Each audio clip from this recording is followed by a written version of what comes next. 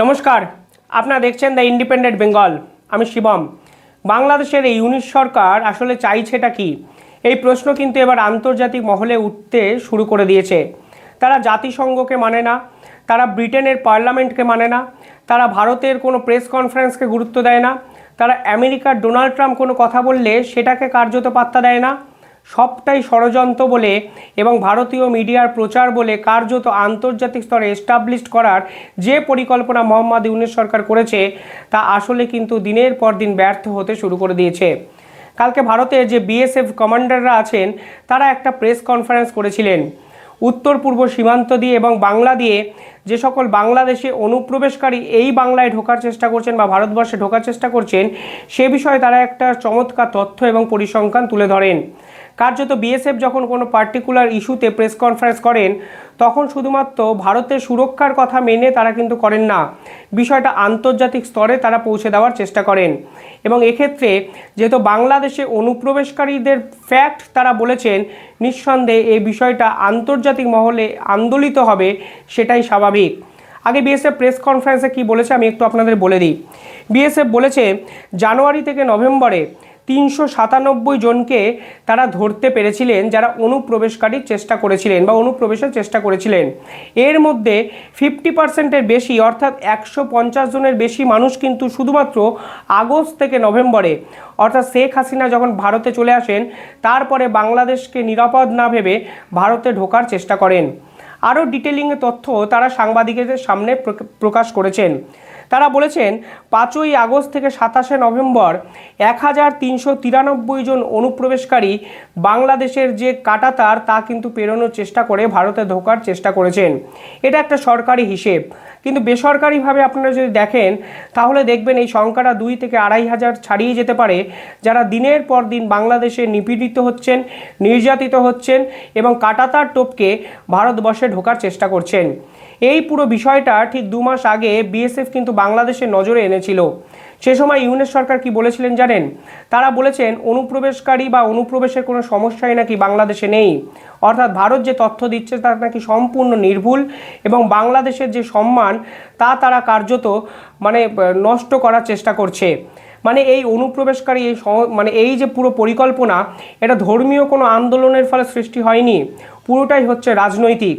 অর্থাৎ বাংলাদেশের সনাতনী সংখ্যালঘুরা সেফ আছেন, সুরক্ষিত আছেন, তারা ভারতে কেন যেতে চাইবে এই প্রশ্ন কিন্তু মোহাম্মদ ইউনূস তুলে বলেছিলেন এই পুরো জটিলতাটা কিছুটা কিন্তু রাজনৈতিক কারণে এবং বাকিটার মিথ্যা প্রচার, ষড়যন্ত্রমূলক প্রচার এবং ভারতীয় মিডিয়া চক্রান্ত। এবার একটা দেশের রাষ্ট্রপ্রধান যখন এই ধরনের কথাবার্তা বলেন তখন কিন্তু এই অপরাধীদের বকলমে লাইসেন্স দিয়ে দেওয়া হয়। অর্থাৎ কোনো দেশের আইন প্রশাসনের সর্বময় কর্তা যখন এই সকল অভিযুক্তদের কার্যত পাশে না দাঁড়িয়ে যারা এই ধরনের ঘটনা ঘটাচ্ছেন তাদের পাশে দাঁড়ান, তখন একটা দেশের আইন প্রশাসন কিন্তু সম্পূর্ণভাবে ভেঙে পড়ে। কালকে বিএসএফ কিন্তু বহুদিন পর প্রেস কনফারেন্স করার মতো একটা গুরুত্বপূর্ণ বিষয় মানুষের সামনে নিয়ে আসতে চেয়েছেন। বলা ভালো, সাধারণ মানুষের সামনে নিয়ে আসার তো কোনো কথা বিএসএফের নয়। বিএসএফ আন্তর্জাতিক স্তরে এই বিষয়টা পৌঁছে দিয়ে তারা বলেছেন ভারত এবং বাংলাদেশের মধ্যে যেখানে 10% কাঁটাতারের বেড়া নেই, সেই 10% বেড়াই কিন্তু এখন ভারতের সুরক্ষার ক্ষেত্রে সব থেকে বড় মাথা ব্যথার কারণ। এই অফিসিয়াল প্রেস কনফারেন্সটা কিন্তু বিএসএফ করেছে, এটা আমার কথা নয়। এবার এই 10%-এর কথা কেন বলা হলো? কারণ আগস্ট থেকে নভেম্বরে এমন 3 থেকে 4টে ঘটনা আমাদের সামনে এসছে যেখানে আপনারা দেখতে পাবেন যে বিএসএফ যখনই কাঁটাতার বসাতে গেছে তখন বিজেপির সদস্যরা এসে কিন্তু বাধা সৃষ্টি করেছে। বিএসএফ পাল্টা স্মার্ট ফেন্সিং বসানোর কথা ভেবেছিল। এই স্মার্ট ফেন্সিং উন্নত মানের টেকনোলজি দ্বারা কাঁটাতারের সীমান্তের পরিবর্তে কিন্তু ইনস্টল করার চেষ্টা করেছিল। বিভিন্ন জিপিএস, বিভিন্ন অত্যাধুনিক সেন্সার এই ফেন্সিংয়ে তারা ইনস্টল করতে চেয়েছিল। যেই স্মার্ট ফেন্সিং যদি সম্পূর্ণভাবে তারা বসিয়ে দিতে পারত তাহলে হয়তো আজকের দিনে দাঁড়িয়ে এই ধরনের প্রেস কনফারেন্স করার যৌক্তিকতাই থাকতো না। কিন্তু বিজেপি বারংবার করে এই স্মার্ট ফেন্সিং বসাতে কিন্তু বাধা সৃষ্টি করেছে। কারণটা কি? কারণ এই অনুপ্রবেশ সমস্যা বিজেপি অর্থাৎ বাংলাদেশ কিন্তু দিনের পর দিন বাঁচিয়ে রাখতে চাইছে। কালকে বিএসএফের এই প্রেস কনফারেন্স আন্তর্জাতিক স্তরে কিন্তু অনেক অনেক অনেক প্রশ্নচিহ্ন তুলে দিল। কেন বিজেপি চাইছে যেন এই কাঁটাতারের বেড়া সম্পূর্ণভাবে দেওয়া না হয়? কারণ তারা জানে দেশের মানুষকে তারা সুরক্ষা দিতে পারছে না। প্রসঙ্গত মনে রাখবেন, এই গোটা প্রতিবেদন যখন শুনছেন তখন বাংলাদেশের আইন প্রশাসনের দায়িত্ব কিন্তু সেনাবাহিনীর এবং সেনাপ্রধানের। এবার আপনারাই দেখুন, শেষ 3 মাসে বাংলাদেশের আইন প্রশাসনের যেরকম ছবি আপনারা দেখেছেন, এর ফলে বাংলাদেশের সেনাবাহিনী বা বিজেপি ঠিক কতটা আইন প্রশাসন মানুষকে দিতে সফল হয়েছেন, এই প্রশ্নের উত্তর কিন্তু আপনারাই পেয়ে যাবেন। এবার বিএসএফের এই প্রেস কনফারেন্স, অর্থাৎ ভারতবর্ষের স্বরাষ্ট্র মন্ত্রকের পক্ষ থেকে এই প্রেস কনফারেন্স যখন করা হয়, তখন বাংলাদেশ সরকারের কাছে দুটো অপশান কার্যত ছিল। হয় তারা পুরো বিষয়টাকেই গুজব বলে উড়িয়ে দেবেন, মানে ভারত যতগুলো ইস্যু বাংলাদেশের সামনে নিয়ে আসার চেষ্টা করছেন সবটাই যেমন উড়িয়ে দিয়েছেন, এক্ষেত্রেও সেটা করতে পারতেন। নয় তারা এই পুরো বিষয়টাকে অ্যাকসেপ্ট করতে পারতেন এবং এই তথ্যগুলো বাদ বিচার করে বলতে পারতেন যদি এই ধরনের সমস্যা হয় তাহলে বাংলাদেশ সরকার কিন্তু কড়া হাতে পুরো বিষয়টা কিন্তু মোকাবিলা করবেন। আর এই পুরো বিষয়টা নিয়ে নভেম্বরে কিন্তু একটি মিটিং করার কথা ছিল সেনাপ্রধান, বাংলাদেশের সেনাপ্রধান এবং বিএসএফের। যদিও অনির্দিষ্ট কারণবশত সেই মিটিংটি প্রাথমিকভাবে পিছিয়ে যায়। তখন সেনাপ্রধান বলেছিলেন বাংলাদেশের আইন শৃঙ্খলার অবস্থা একদম খারাপ, এই মুহূর্তে মিটিং করা কিন্তু সম্ভব নয়। পরবর্তীকালে যদিও সেনাপ্রধান এবং বিএসএফের মধ্যে একটি মিটিং হয়েছিল, সেখানে বিএসএফ কমান্ডার পিছনে 1971-এর মুক্তিযুদ্ধ ছবি রেখে সেনাপ্রধানকে কার্যত বার্তা দিয়েছিলেন। তিনি বুঝিয়ে দিয়েছিলেন যে মুক্তিযুদ্ধকে এই বাংলাদেশ সরকার অবমাননা করার চেষ্টা করছে, অগ্রাহ্য করার চেষ্টা করছে। ভারত সরকার কিন্তু সেই মুক্তিযুদ্ধকে কোনোদিন ভুলবে না। অর্থাৎ সেনাপ্রধানের সেই মিটিংয়ের পর আজকে বিএসএফের এই ধরনের প্রেস কনফারেন্স নিঃসন্দেহে বাংলাদেশের বিজেপি এবং সেনাপ্রধানকে আন্তর্জাতিক স্তরে উলঙ্গ করে দেওয়ার চেষ্টা বলে মনে করছে আন্তর্জাতিক মহল। তবে বাংলাদেশের পক্ষ থেকে কি কথা বলা হয়েছে? বাংলাদেশের স্বরাষ্ট্র উপদেষ্টা বলেছেন ভারত এবং বাংলাদেশ সীমান্তে কোনো ধরনের আতঙ্ক নেই, কোনো অনুপ্রবেশের সমস্যা নেই। এই যে প্রেস কনফারেন্স করা হয়েছে তার কোনো সারবত্তা নেই। কে বলছেন কথাটা? স্বরাষ্ট্র উপদেষ্টা, অর্থাৎ বাংলাদেশের স্বরাষ্ট্র মন্ত্রকের সমতুল্য একজন ব্যক্তি বলছেন ভারত এবং বাংলাদেশের কোনো ধরনের সীমান্তে কোনো আতঙ্ক নেই, কোনো অসুবিধা নেই, কোনো অনুপ্রবেশের সমস্যা নেই, পুরো বিষয়টাই নাকি গুজব। এই রকম কথা যখন বাংলাদেশের স্বরাষ্ট্রমন্ত্রক ফের একবার বললেন, তখন কিন্তু তারা আন্তর্জাতিক স্তরে বিএসএফকে মিথ্যাবাদী প্রমাণ করার চেষ্টা করলেন। অথচ বিএসএফ কিন্তু যা প্রেস কনফারেন্সে বলেছেন সব তথ্য দিয়ে বলেছেন। তারা বলেছেন 5ই আগস্ট থেকে 27শে নভেম্বর 1393 জন অনুপ্রবেশকারীকে তারা আটকানোর চেষ্টা করেছেন। পাশাপাশি আগস্ট থেকে নভেম্বরে 150 জনকে তারা গ্রেফতার করেছেন। জানুয়ারি থেকে নভেম্বরে 397 জনকে তারা আটক করেছেন। অর্থাৎ এই তথ্য দিয়ে কথার বিনিময়ে যে কথা বিএসএফ কালকে আন্তর্জাতিক স্তরে এস্টাবলিশ করার চেষ্টা করছেন তার বিপক্ষে উড়ে এসছে বালখিল্য কিছু কথাবার্তা, যেখানে তারা সম্পূর্ণভাবে অস্বীকার করে বলে দিয়েছেন এই ধরনের ঘটনাটাও কিছু ঘটেনি বা অনুপ্রবেশের কোনো সমস্যা নেই, বাংলাদেশ এবং ভারত সীমান্তে কোনো আতঙ্ক নেই। কিসের তাহলে প্রেস কনফারেন্স বিএসএফ করলো? অর্থাৎ তারা এবার ভারতীয় সেনাবাহিনীর গুরুত্বপূর্ণ যে পার্ট সেই বিএসএফের দিকে আঙুল তুললেন অফিসিয়ালি। এই তথ্য কিন্তু বাংলাদেশের স্বরাষ্ট্র দপ্তরের পক্ষ থেকে দেওয়া হয়েছে, স্বরাষ্ট্র মন্ত্রক করেছেন। অর্থাৎ ধরে নেওয়া যায় বাংলাদেশের এটা অফিসিয়াল ভার্সান। পাশাপাশি তারা এই যে সীমান্তে এই সকল জটিলতা এই নিয়ে সম্পূর্ণভাবে পুরো বিষয়টাকে অস্বীকার করে দিয়েছেন। কারণ বাংলাদেশের যে বাকি যে উপদেষ্টারা আছে তারা সরাসরিভাবে বলতে শুরু করেছেন অনুপ্রবেশের কোনো সমস্যাই নেই। অর্থাৎ বাংলাদেশের যে সেনাবাহিনী তারা কড়া হাতে এই অনুপ্রবেশের বিষয়টা মোকাবিলা করেছেন। অর্থাৎ ভারত সরকার যে তথ্য দিয়েছে সেই তথ্যের কোনো সারবত্তাই নেই। বাংলাদেশের একাধিক সংবাদ মাধ্যম আবার এই ভার্সানটাকে প্রকাশও করেছে। তারা বিএসএফের কোনো ভার্সান এই তথ্য প্রকাশ করেনি, তারা শুধুমাত্র বাংলাদেশের ভার্সানটা তারা যে ভারতকে পাল্টা বলেছেন সেই ধরনের কথা একটি বিবৃতি আকারে প্রকাশ করে দিয়েছেন। এবং বাংলাদেশের বহু মিডিয়া ফ্যাক্ট ফাইন্ডিং না করেই কার্যত উল্লাস প্রকাশ করে বলছেন বাহ, স্বরাষ্ট্র মন্ত্রক তো ভারতকে পাল্টা দিয়ে বসেছেন। আরে কিসের পাল্টা দিচ্ছেন? একটা তথ্য দিচ্ছে, তথ্য নির্ভর কথা বলছে বিএসএফ, যেখানে বলছে এই অনুপ্রবেশকারী নিঃসন্দেহে একটা ভারতের সুরক্ষার ক্ষেত্রে এই মুহূর্তে দাঁড়িয়ে বড় প্রশ্ন। ঠিক সেখানে আপনারা সুরক্ষার কথা না ভেবে পুরো বিষয়টাই উড়িয়ে দিলেন। তাও আবার এক্ষেত্রে কোনো রাজনৈতিক নেতা বলছেন না, রাজনীতিবিদ কোনো অভিযোগ করছেন না, বা বাংলাদেশের বিরুদ্ধে কোনো সরকার অভিযোগ করছেন না, করছে আমাদের দেশের বিএসএফ সেনাবাহিনী, যারা এই বিষয়টার গুরুত্ব বুঝে কালকে প্রেস কনফারেন্স করেছেন। সেনাবাহিনীকে কি আপনারা প্রেস কনফারেন্স করতে দেখেন? নিঃসন্দেহে নয়।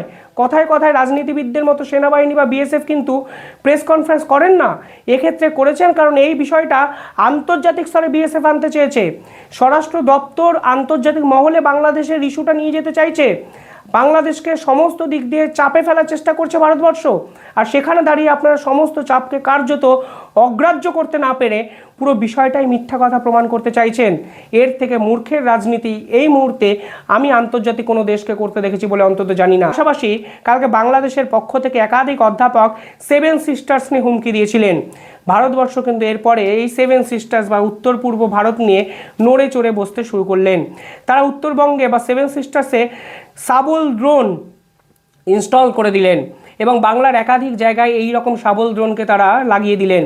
উন্নত মানের টেকনোলজি যা পাহাড়ের অত্যন্ত গভীরে যেতে পারে এবং অত্যন্ত দুরূহ জায়গায় রুক্ষ ভূমিতেও কিন্তু এই সাবল ড্রোন কার্যকারী, অর্থাৎ অনুপ্রবেশ আটকাতে এবং 7 সিস্টার্সে কোনো ঝুটঝামেলা যেন না হয় তার জন্য কিন্তু ভারতীয় সেনাবাহিনী এবার কড়া হাতে এই পুরো বিষয়টা টেক ওভার করলো। অর্থাৎ বিএসএফের পাল্টা যে প্রেস কনফারেন্স বাংলাদেশ সরকারের পক্ষ থেকে করা হয়েছিল তারপরে বিএসএফ বুঝে গেল যা করার এবার তাদেরকেই করতে হবে। ফলে 7 সিস্টার্স নিয়ে যে হুমকি বাংলাদেশের পক্ষ থেকে এসেছিল কিংবা অনুপ্রবেশ জটিলতা কাটাতে ভারতীয় সেনাবাহিনী কড়া হাতে এবার সাবল ড্রোন প্রত্যেকটা সেনাবাহিনী এবং অনুপ্রবেশকারীর যে এলওসি অঞ্চলে আছে সেখানে কিন্তু ইনস্টল করে দিল। ফলে এবার যা করার আপনারা করে নিন, কারণ ভারতীয় সেনা যেভাবে পুরো বিষয়টা তৎপরতার সঙ্গে মোকাবিলা করছে, পালিয়ে বাঁচার পথ আপনারা কোথায় পাবেন আমি জানি না। ভালোই হলো ভারতীয় সেনাবাহিনীকে দিনের পর দিন উস্কে দিয়ে আপনারা অ্যাক্টিভ করে দিলেন। এর পরিণাম যে কোন ভয়ঙ্কর জায়গায় চলে যাবে তা হয়তো আপনারা নিজেরাও জানেন না।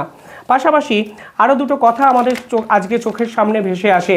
ত্রিপুরা বাংলাদেশের সঙ্গে সম্পূর্ণ ব্যবসা বাণিজ্য বন্ধ করেছে, আর এরপরে মোহাম্মদ ইউনূসের সরকার কার্যত বাংলাদেশের ব্যবসায়ীদের যে রোষ তার মুখে পড়লেন। তারা হঠাৎ করে বললেন ভারতের সঙ্গে ব্যবসা করতে হবে, শুধুমাত্র সুদের হার বজায় রেখে সুদের হার বাড়িয়ে দিয়ে বাংলাদেশের ট্রেড, বাংলাদেশের ব্যবসা কিন্তু বাঁচবে না।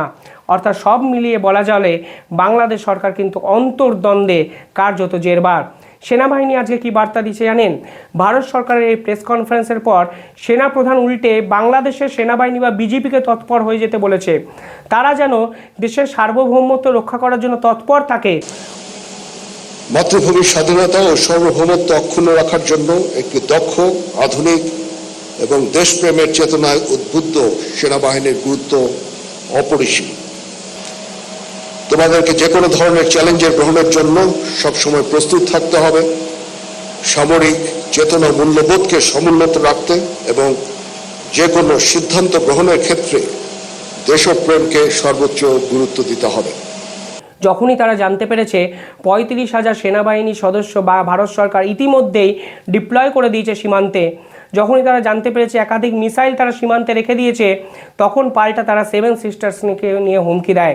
তারা বলে পাকিস্তানের থেকে JF-17 বিমান তোমরা নিয়ে আসো, জেট নিয়ে আসো, যেন ভারতবর্ষকে আক্রমণ করতে পারো। আজ বাংলাদেশের সেনাপ্রধান কার্যত বিজেপি সদস্যদের বললেন তৈরি হও, সার্বভৌমত্ব রক্ষা করতে হবে। অর্থাৎ হঠাৎ করে এই প্রতাপ, হঠাৎ করে এই দাপট বাংলাদেশের সেনাপ্রধান কেন দেখাতে চাইছেন আমি সত্যিই বুঝতে পারছি না। তারা কি জানেন না তাদের শক্তি কতটা? তারা কি জানেন না তাদের স্ট্রেংথ কতটা? বিএসএফের পাল্টা প্রেস কনফারেন্স করার জন্য তারা এই রকম মিথ্যে কথা আন্তর্জাতিক মহলে বলতে পারেন, কিন্তু সেনাপ্রধান তো যথেষ্ট বাস্তবিক জ্ঞান সম্পন্ন একজন ব্যক্তি। তিনি কার জন্য যুদ্ধের প্রস্তুতি নিতে বলছেন বিজেপিকে? কিসের জন্য তৎপর থাকতে বলছেন? কারা আপনাদের সার্বভৌমত্ব রক্ষা করতে পারছেন না? আপনাদের ইন্টারনাল পলিটিক্সে ভারত আজ অবধি ঢোকেনি, কেন আপনাদের ইন্টারনাল পলিটিক্সের দায় ভারতকে চাপানোর চেষ্টা করছেন? Internal politics, internal affairs, internal আইন শৃঙ্খলা, ল অ্যান্ড অর্ডার কিন্তু রক্ষা করতে পারেননি আপনাদের দেশের সরকার। তো ফলে বিজেপির যদি যুদ্ধ করার হয়, সার্বভৌমত্ব রক্ষা করতে হয়, তাহলে ইউনূস সরকারের বিরুদ্ধে আগে করুন। কিসের জন্য ভারতকে ফাঁকা আওয়াজ দিচ্ছেন?